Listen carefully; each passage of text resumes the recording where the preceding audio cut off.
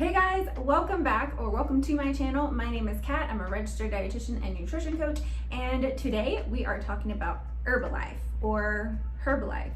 Either way, this is a review over the nutrition side. Now, there are tons of products within Herbalife or within Herbalife, but we're going to talk about some of the main ones, some of the key points that I have concerns over. So a little bit of background, I am a licensed and registered dietitian, so that means that I have a degree in nutrition. I have the year-long residency portion where I have supervised practice, and then I have the examination process, and then continuing education after that. So it's a little bit about where I'm coming from. I started my career as a clinical dietitian in a hospital and have since shifted to private practice, online nutrition coaching. And so, yeah, so I'm not just some random person being like, this is bad about the nutrition or this is kind of sketchy about the nutrition. Nutrition is like the thing that I know most of, like out of my entire life. It's pretty much my life. So let's go. Let's dive in. I wanted to say that this is all my opinion using the sources that I have found from their official website and also some journal articles. And this is not to bash any of the distributors or representatives or coaches. I'm not really sure what their title is.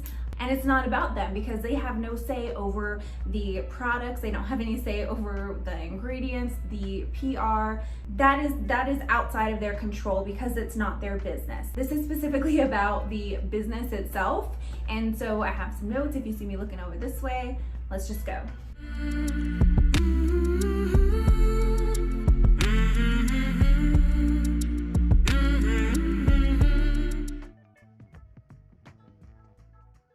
So I didn't really know where to start whenever I dove into this company. So I decided to look at some of the resources that they provided to their distributors, specifically how they approach their nutrition and how they talk about it and how they kind of educate people or bring people on to become customers and representatives themselves.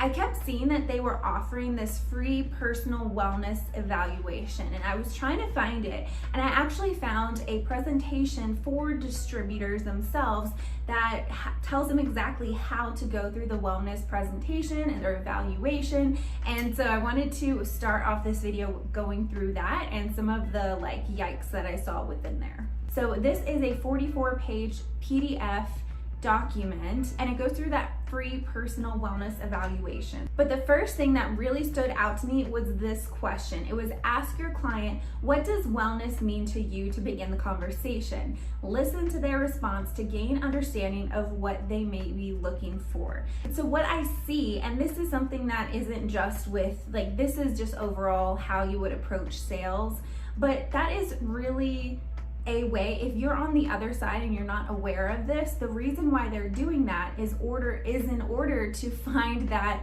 solution, or in other words, manipulate the situation so that they will come to you at the end of this with a product to sell. They are going to remember what specifically you are looking for so that they can try to meet that need. And so, I mean, this is something that's all in sales, but on the other side, there's a lot of people who don't know that's what's going on. So just to be aware, it's just a form of sales, and I think it is manipulation. But anyway, going on. They want the presenter to focus on factors that impact health. Now, they list a lot of different ways that factors can impact health. All of those different points that you see in the picture, there's a lot of confusion around those. There's a lot of conflicting advice around there. And so I would actually say that one of the biggest factors that impact health, and this is something that I brought up in my previous video on how there is systemic racism problems that truly do promote more of that food desert and even healthcare and overall those systems that really impact health, part of the social determinants of health. But another factor that I don't see listed is just the overall confusion from the amount of bad advice that is out there. There is so much nuance within nutrition. There is so much gray. My other company, Iron Movement, I have it co-owned with an amazing person, but the color is gray, and it's gray for a reason, because nutrition is not just this all or nothing kind of thing. It's not this like one or the other kind of thing. There is so much nuance, and when you're having people who don't understand the nuance, who are just spouting out all of these specific rules and advice and all of that, that gets really confusing. The more that I learn about nutrition, the more that I realize how little I know. And I have been in the field professionally as a credentialed health professional for 5 years now. This year is 5, but I have been within the industry for 10 years now. So the more that I learn, the more that I see how little I know. And I am constantly reading up, I'm constantly doing continuing education. And what happens is a lot of times there are people who just do a weekend class or do like just an online course or something like that, and then think that they know everything, and then start spouting off all of these rules and diet information, and it just makes more confusion, makes my life so much harder. And part of the reason that is because of MLM companies like this. Now, I didn't say in the beginning, but MLMs have a lot of really sketchy things about them. I will leave a couple of my favorite videos if you want to dive into more. That kind of gets into another story, but really, if you're familiar with MLMs, especially the diet ones, they make my life so hard. Yeah, anyway, so that's part of the reason why I'm talking about them and making videos about them. A little bit about the social determinants of health that I don't see listed on here, and the factors that impact health include things like support systems, income, housing environment, provider cultural competency, literacy, even the guilt and shame around these food choices and around health. Like, there are so many things that this list of factors that impact health is just like the top. Like it's just so surface level. Years and decades of yo-yo dieting and confusion, and just the lack of skills even necessary for having consistent, really healthy practices that support their true health, physical, mental, social, and emotional well-being. So no, you can't just say that somebody has the control over their diet and lifestyle. And that's one of the things. So sometimes when people come to me, they expect me to give them a list of like foods to eat and foods to avoid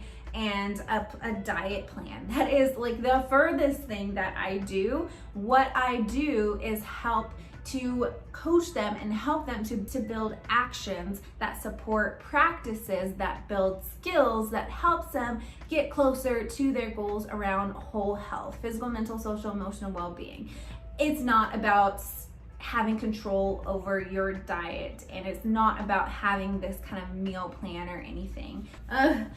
It's just so frustrating. And what really boils my blood is that a saying, I think that's a saying, is that they say all they need is the right information and the desire to make some changes. No. Information and desire to change is not wholly responsible for change. It's not enough when you're talking about long-term consistent changes. And the diet cycle is proof of that. So if you have somebody, let's say they overconsume in their idea, in their mind, and then they feel really guilty about it, there's some shame going on, and so they go on a very intense diet, they have a lot of restriction, they underconsume, and even if they're eating an appropriate amount of energy or calories, they might not be getting enough variety. And so with this restriction, whatever that looks like, that just encourages this binge in a few days or a couple weeks, and then that binge induces those feelings of guilt and shame, and then so you feel bad and you go into another restrictive diet. It's this cycle, and the desire and the information is not enough to just get out of this cycle. There are so many other supporting factors.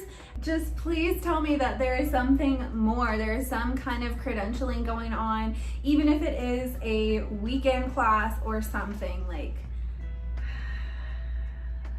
which, side note, if you do want to be more of that coach and you are looking for a program to kind of go into, I highly recommend Precision Nutrition. I'll leave a link for them down below, and this is kind of getting off topic, but it is actually a really solid new coaching course. There's a lot of really brilliant people on staff there. There's a lot of registered dietitians too. I've met the creator, I've talked with him, I'm friends with some of the other people on staff. I don't get any kickback from that, but it's just Precision Nutrition is a really solid course. And they do a lot with talking about deep health and how health is more than just what you eat and how you move. And everything within there is within scope of practice. And they really encourage you to work with somebody like a registered dietitian if you do need to have that extra help outside with somebody's specific nutrition recommendations, because there are some licensure and some concerns around that. So yeah, that's a side note. But anyway, if they were at least having something like that, then I would say okay, there might be still some issues, and there would be issues if they're specifically recommending these products, but yeah.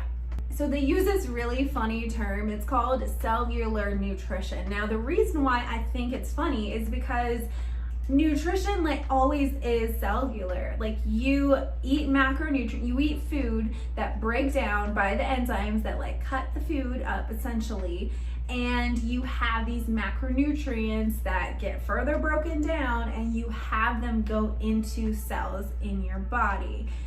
Nutrition is cellular. It's a cellular thing. Even when you're talking about metabolism and the processes of glycogenesis and gluconeogenesis and all of the other factors of metabolism, it's happening in cells. So cellular nutrition is it sounds fancy, and it sounds ooh, this company has this edge on them. That's just normal nutrition. Okay, so skipping forward a few more pages, there's some other yikes that I see, but we're gonna skip over those because I don't want this to be forever long. Now on page 44, I thought it was really funny because it talks about building a long-term / lifetime customer group through wellness evaluations. So whenever I'm working with somebody with nutrition, it might take 3 months, it might take 6 months, it might take a year, but after I feel that they are they have those skills built, they have this long-term kind of approach, they have this very healthy approach, physical, mental, social, emotional well-being kind of approach with their nutrition and everything that they're doing for the most part, I'm okay, I'm here if you need to check in, if you need to kind of get a second opinion, I'm here, but I don't want to continue meeting with them every week. I don't want to, if they have a question that comes up, yes, ask me. I'm here for you. I want to be that source. However, when you need to fly, fly. Leave, little bird, fly. You can fly. If I'm keeping somebody as a customer for life, are you really helping that person be more empowered around their nutrition and growing them, helping them build those skills? No. I have a specific goal within my nutrition coaching, and that is to build those skills so that they can do those practices that support whole health, physical, mental, social, emotional well-being long term. And I'm here when they need me, but be free, go fly. I hope the sound is okay. I forgot to talk about this very important part of the health evaluation, and I am not ready to be on camera, but I wanted to talk over this and show you the pictures of the actual wellness evaluation. It starts off with a list of tons of questions, and those questions include: do you eat more meals with poultry, lean meat, fish, and plant proteins rather than steaks, roast, and other red meats? Do you eat a variety of colorful vegetables and fruits? Do you eat at least 7 servings a day of these? Do you consume primarily whole grains, 100% whole wheat, bread, pasta, brown rice, rather than regular pasta, white rice, and white bread? Do you eat ocean caught fish at least 3 times a week? Do you avoid the intake of fried foods, dressings, sauces, gravies, butter, and margarine? Is your digestive system free of indigestion or irregularity? Do you get a minimum of 30 minutes of exercise exercise 3 to 5 days a week? Do you maintain a stable and appropriate weight, which I have so many issues with that? Do you usually have time to prepare balanced meals rather than takeout or eating on the run? Do you stay away from soda and typical snack foods throughout the day and after dinner? Are you free of water retention and bloating? Do you have the energy and focus you need to meet your daily challenges? Do you drink at least 8 glasses of water a day? Are you getting your daily recommended allowance of calcium? Are your blood pressure, triglycerides, and cholesterol in the normal range? Are you free from problems associated with your prostate, such as slow urination or waking up to urinate? Are you free from problems associated with your menstrual cycle, menopause, such as mood changes, hot flashes, or problems sleeping? Those are just so judgy, and I would, if I was somebody who was wanting to attend this kind of wellness, this presentation, I would likely be going there with the desire to make some changes. And I feel like a lot of these questions are just really judgy, and we know from the research and data and honestly just personal experience, you cannot shame somebody into change. You can't guilt them and make them feel bad and then expect them to, like, it's just so manipulative. And the fact that after all of this, they're putting the score, the wellness evaluation score, right there in front of them, and then you were supposed to add them up and then write the total, and then you mark their score on their wellness evaluation scale to whether they have low wellness, medium wellness, high wellness. Like, how do you think that's gonna let somebody feel if they're attending this program? And even if they get a high score, even if they're like perfect on all of those different questions, that doesn't mean that they're healthy. There is something called orthorexia, and a lot of people can think that people who have orthorexia, who maybe don't even know it, that they can be like super healthy and they're just like this inspiration and all of that. However, they are not at a place of true whole health. And so just because somebody has a yes on all of these questions and they have a high wellness evaluation scale, that does not inherently mean that they are healthy. And so the evaluation itself is so flawed, and it's something that I would never use, and I wouldn't use that to provide or to recommend certain products. It's just disgusting. And the idea that after they put their BMI on the chart to highlight disease risk over obesity and discuss the desire to move to the green area on the chart, I have so many problems with that. And then on the next page, it talks about giving them an example of like where to identify key areas and where they need to impact. And it has an example of eat 5 more servings of fruits and veggies.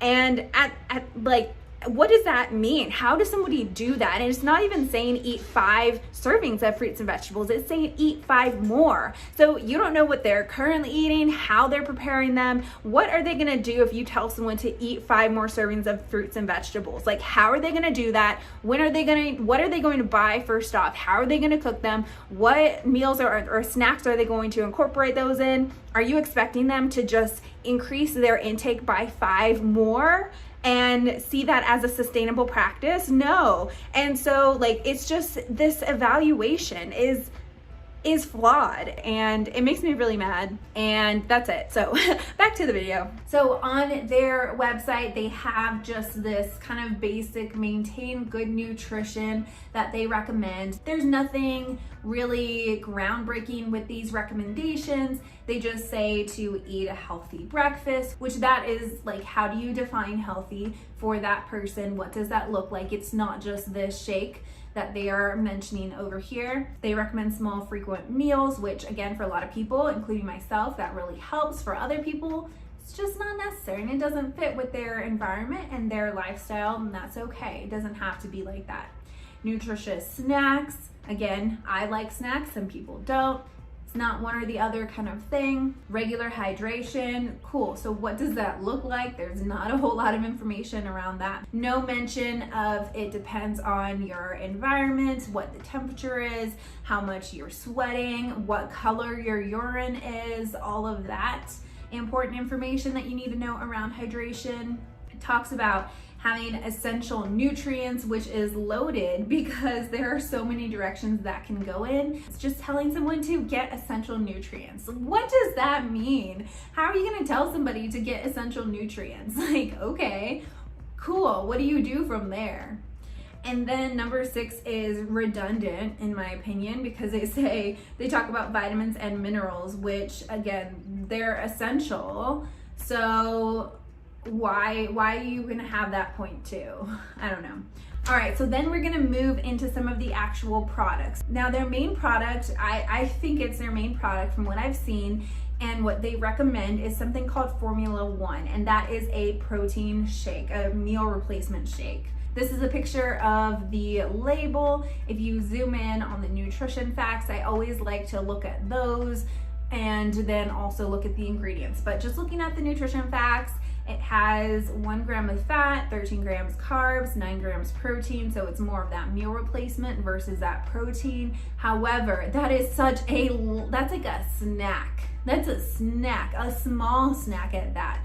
So you would need like 2 to 3 times, 3 for most people, for me even 4 times that amount in order to meet those recommendations of probably where it would start somebody for the amount of carbs and protein. Now, this is still going to be super low in fat. I mentioned this in my Arbonne video. It's just not something that's really shelf stable when you're talking about putting it into a meal replacement shake. So you really, if you have the desire to have a meal replacement shake, you want to make sure that you're adding in some kind of fat in that product or in that shake itself. So whether that's like peanut butter or avocado or nuts or seeds, just some kind of fat to help you in order to absorb some of those fat soluble vitamins that are in there, and also to help you to feel more satisfied, more full for a longer amount of time. Now, another thing that stands out to me is that these are not third-party tested.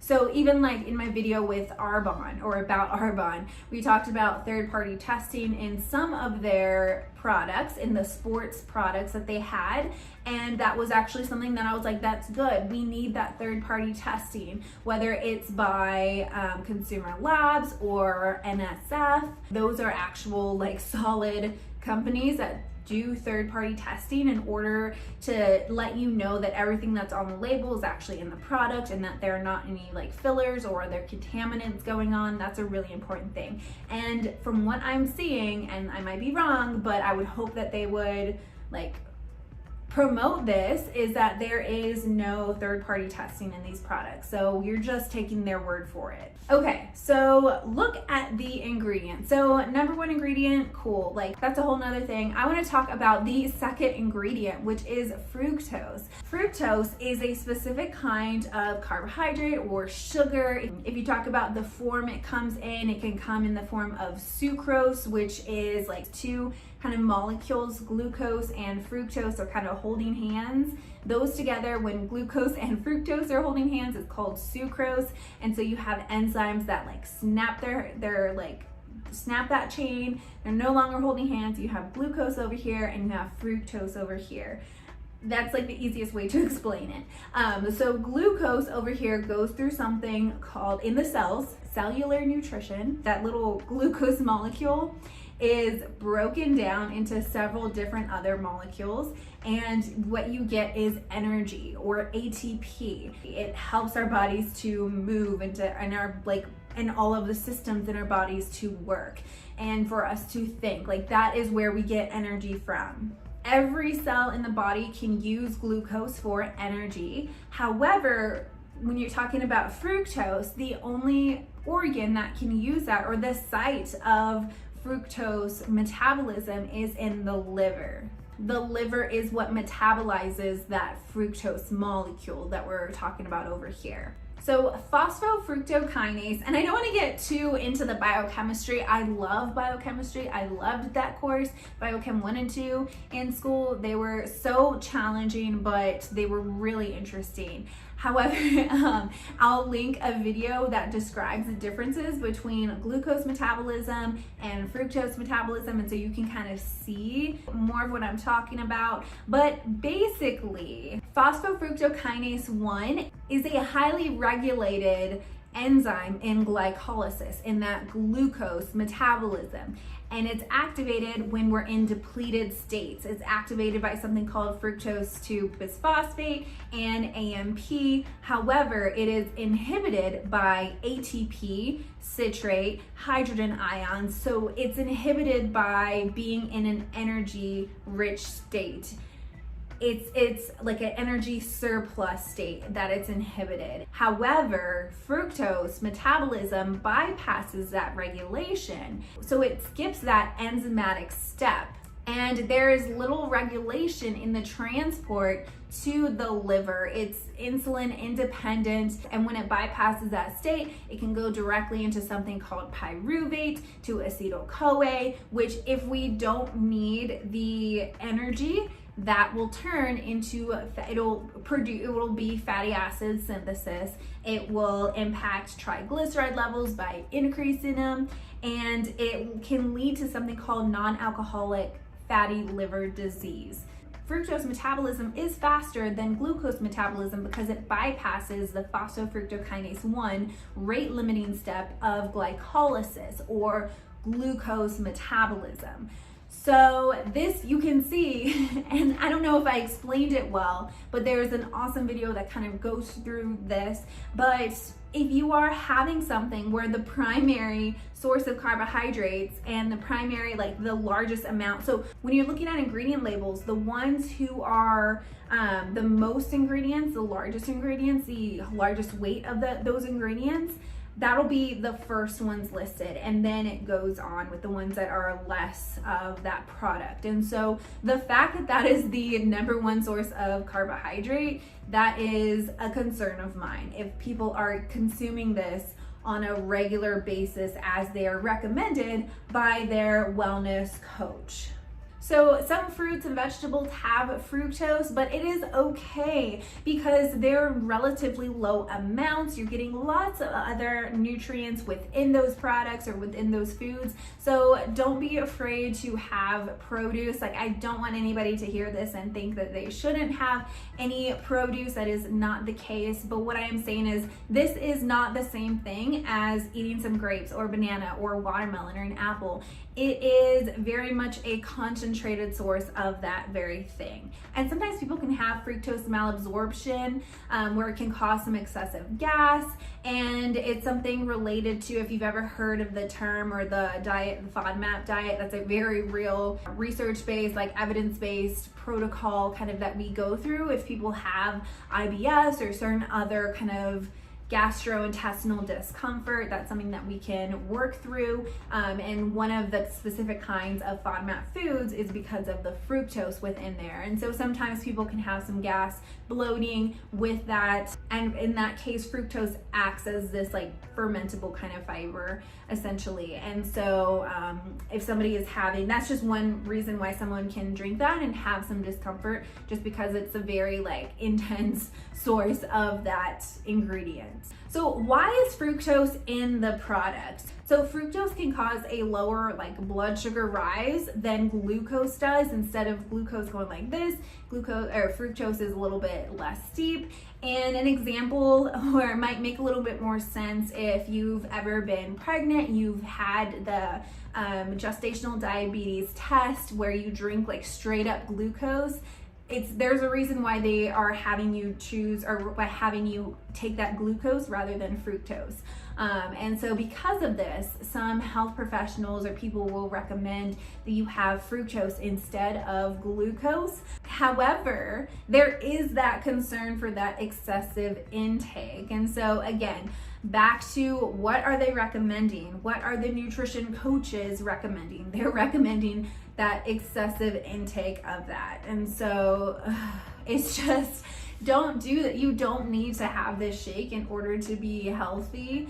It's just not necessary. If you really want to shake, there are so many other ones that are so much better than this one, for sure. Okay, so I'm sure a lot of people are aware of some people who have sued the company for their liver related issues. There's a lot of websites that had them, but from where I stand as like a health professional, I like to go to sources like things in journals, articles, that sort of thing. And so I found these three that I will link down below. They have a lot of really interesting information about Herbalife and the products. So let's go ahead and take a look into those. So the first one, it is acute liver injury induced by weight loss herbal supplements. So in this specific article, they looked at 3 different cases of liver injury. Now, one of the patients was taking hydroxycut, while the other 2 took Herbalife supplements. So we're kind of like hydroxycut, that's its own issue. We're talking about the Herbalife people, the Herbalife cases. So with these, liver biopsies for all patients demonstrated findings consistent with drug-induced acute liver injury. To our knowledge, we are the first institute to report acute liver injury from both of these types of weight loss herbal supplements together as a case series. This series emphasizes the importance of taking a cautious approach when consuming herbal supplements for the purpose of weight loss. And I would add to that, for any kind of purpose for wellness overall. Just because it is natural doesn't mean that it is healthy and safe. And again, when you're talking about some of these things, the concern is more so on the amount that you're taking. So if you are taking even like the green tea concentrates, you're having these polyphenols in very high amounts, like large amounts can be toxic of anything. And so if you are consuming these on a regular basis, there's a reason why we have liver and why we have our kidney. We have natural detox abilities, and like you don't need to go on a detox, which we'll talk more about that in actually the It Works video. But with this, you're putting a whole lot of stress on your liver to work through those high amounts of healthy or like safe, generally regarded as safe. But in large amounts, it can be toxic. I can't say that enough. So the next study, I'll put up a picture of this as well. It's an editorial. It's called Slimming at All Costs, Herbalife-Induced Liver Injury. And a couple of highlights that I saw that were really interesting is that products are often presented in a fashion that raises unfounded hopes and expectations which cannot be fulfilled, which is so sad and so scary. It has to be emphasized that online information about the products offered constitutes advertisements rather than serious scientific information. This distinction is often difficult to make for most lay customers. This is the very reason why I decided to make these videos, is because for the people who really like, they look at the label and are like, cool, I don't know what that means. It looks like there are fancy words on there, so I'm just gonna take the recommendation that this wellness coach has, because they don't even know what it takes to be a nutrition professional credentialed. Like, so like, who are they gonna believe? Like, in their environment, this wellness coach looks like pretty good to them, especially if they have their like ideal body type, then they're gonna listen to them. But that doesn't mean that they are saying some things that are really helpful. It can be really harmful. Back to this article. It remains entirely speculative what may have been the cause of liver damage in these 22 patients. The patients took between 3 and 17 different Herbalife products, which makes it extremely difficult, if not impossible, to identify the crucial compounds. Efforts by the authors to retrieve a detailed composition analysis were apparently unsuccessful, since the company refused to provide such information. In 2006, the stock market quoted Herbalife Company as having a revenue of $3.1 billion. The company's reluctance to provide detailed analysis of their product's composition is difficult to understand, considering what is at stake should news about associated dangers spread. However, due to this lack of cooperation, attempts should have been made by the investigators to analyze the ingested Herbalife products for toxins, microbial contamination, or to screen affected individuals for possible immunoallergic reactions to the consumed material. 22 patients, between 3 to, 17 different Herbalife products.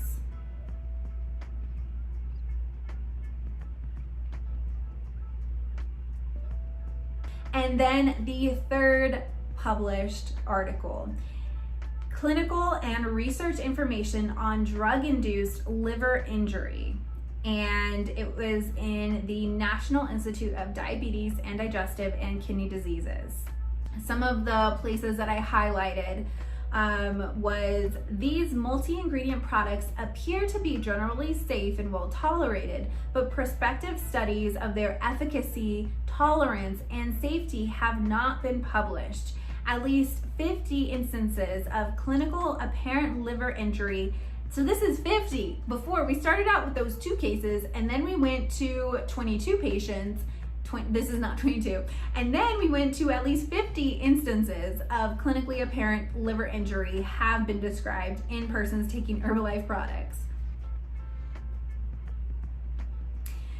Okay, so this ranged from 1 month to more than a year, the average being 2 to 9 months. The onset is usually insidious with fatigue, nausea, abdominal discomfort, followed by dark urine and jaundice. So if you are taking any of these products and you notice some of those things, please go see your local clinic, your hospital, and bring them all of these supplements that you're taking.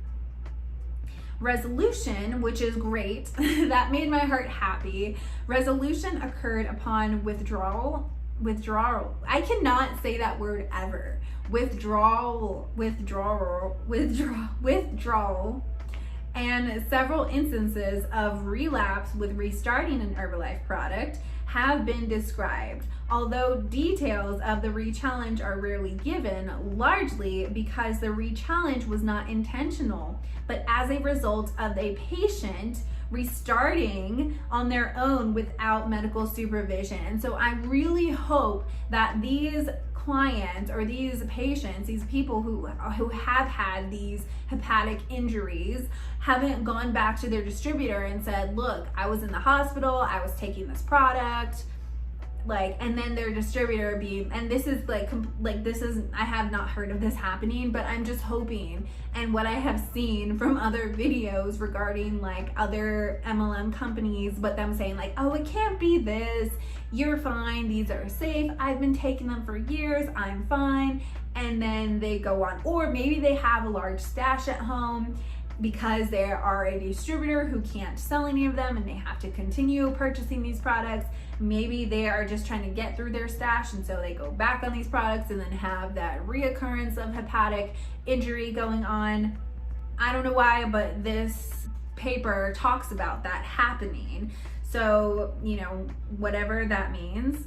Okay.